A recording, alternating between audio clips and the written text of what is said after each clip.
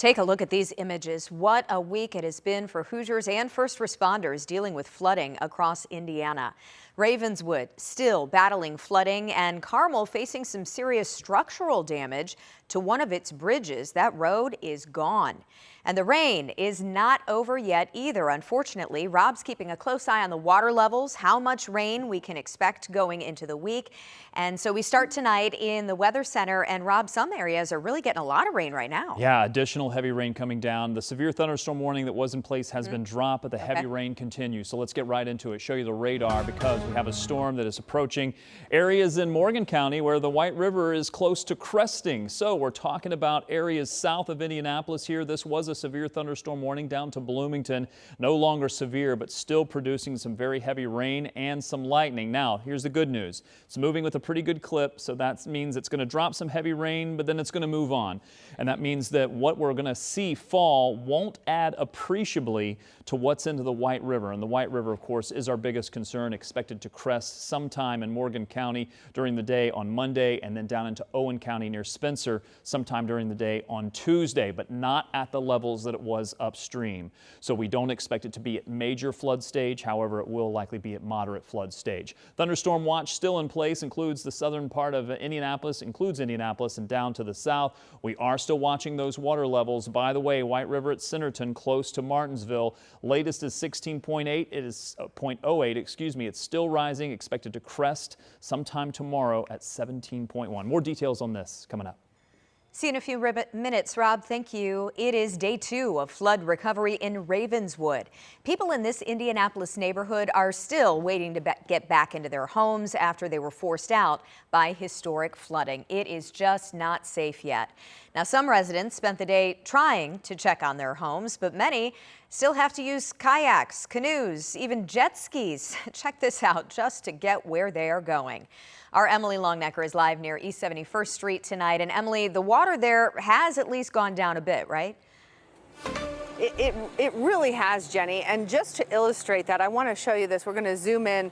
There's well, that car blocked it, but there is a blue pickup truck down the street there. Now, yesterday, 24 hours ago, that was submerged completely underwater. When we came back here this morning, you could see the cab, and now tonight you can see the entire truck. The water has gone down significantly tonight from what it was even this morning, but it is still pretty deep in some spots. That hasn't stopped some people, though, from going in there to check on their homes. So I'm on the river, kind of the corner of Riverfront and the river. Chad Thompson loves the water. For 9 years, he's called the White River his neighbor, living in a home next to it in Indy's Ravenswood neighborhood. And for the most part with that choice, Thompson has come to expect some flooding. It happens 3 or 4 times a year. But not like this. I've never seen it get even into my yard, let alone into my house. Sunday, Thompson needed a kayak to get to his house after this weekend's historic flooding of the White River submerged homes and vehicles in Ravenswood. Just going in to grab a few items to hold me over for a day or two until the water goes down. Then I can drive back and take care of the rest of it. He's not the only one who had that same idea. We're getting our life destroyed right now, so we have stuff in there that we have to get, valuables, stuff we can't live without. Justin Palland, his wife, and 2 dogs evacuated their Ravenswood home Saturday in kayaks. You kayaked out? Yeah, and we put, I have a 150-pound Ken Corso I put in this one, and we have a 50-pound pit bull, we put her in that one. Sunday, Palland used those same kayaks to go back into his home and check out the damage. My house is still livable, minus the basement, furnace, air conditioner, but that's okay. Okay, because this is home for so many longtime Ravenswood residents. But the thought of cleaning up and rebuilding is daunting for sure. It has upended our lives and everyone else's, but we still have our life. Yeah. And that's the important thing. Yeah. So we're blessed. And we're staying positive. God's good. God is good all the time. Spell your first That's right. And you can see actually another person going in there this afternoon in a kayak. People, many of them really wanting to go and check on their homes and finding a way to do it via those kayaks. People here trying to stay positive. A lot of them saying, though, they really won't know what they're dealing with until they get there, many acknowledging that this is going to be a long process and it's really just beginning. Jenny? Yeah, that is the frustration. You know the damage is there, you just can't see it yet. All right, Emily Longnecker reporting live for us in Ravenswood. Thank you. Well, the Marion County Emergency Management Agency today shared an update on water levels. The agency's director says the crest is now south of Marion County and moving into Morgan County. Indy DPW is still monitoring gauges and where they can open floodgates safely, like in Broad Ripple. Right now, it's still not safe for many people to return home, so the key is caution and patience. If you know your home is in one of the areas maybe closest to Keystone and you know it's now outside of water, you can go in, but we don't want residents going back to houses that are still inundated with water, that still have safety concerns with them. The EMA predicts Tuesday will be when people can safely return to their homes, especially in the Ravenswood neighborhood. Marion County, by the way, also now has a flood resource page with shelter, travel, property damage information. We have a link for you right now at WTHR.com. Now to Hamilton County, where volunteers are supporting neighbors impacted by flooding there. There's a new storm relief center that's set up at the Hamilton County 4-H Fairgrounds.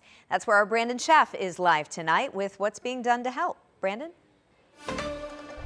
Yeah, good evening, Jenny. It is so important right now with the flooding and people affected by this for days to have a place to get the relief, and they can get it here at the Hamilton County Fairgrounds inside one of the halls here, the main hall. Take a look around. You can see how much this is stacked up. Almost looks like the inside of a warehouse here. Seriously, the amount of food that has been donated, you can see that on the far back side of this, and all sorts of household items as well. You know, several cars, even a U-Haul truck coming here as well to drop off donations, lots of food and those household items, like I mentioned, for the people who need them most right now. Serve Village, that's the organization here that's helping to organize these volunteers. More than 1,300 people reached out saying that they're ready to help, and you can see how many people are already stepping up. Serve Village is working with the Red Cross, with multiple nonprofits, food banks, businesses, and churches to make this all possible. And they're also connecting people with resources that they may need beyond the food and everything that you can get here. It's a walk-in, come show up, gets food, water, drinks, have that community, that space of belonging, and it's also giving that space for volunteers who want to show up and give to the community.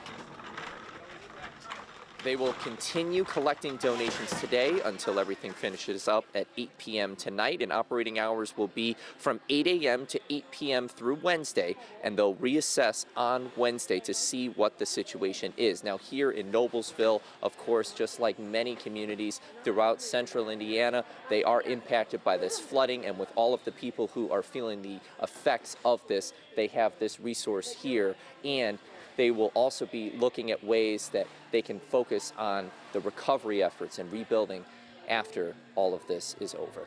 Jenny, back to you. Oh, and I'll tell you, Brandon, to see how packed that place is after just, a day or so, it really shows you the Hoosier hospitality, people willing to help. All right, thanks for that live report. We appreciate it. There are many ways you can help Hoosiers impacted by the floods.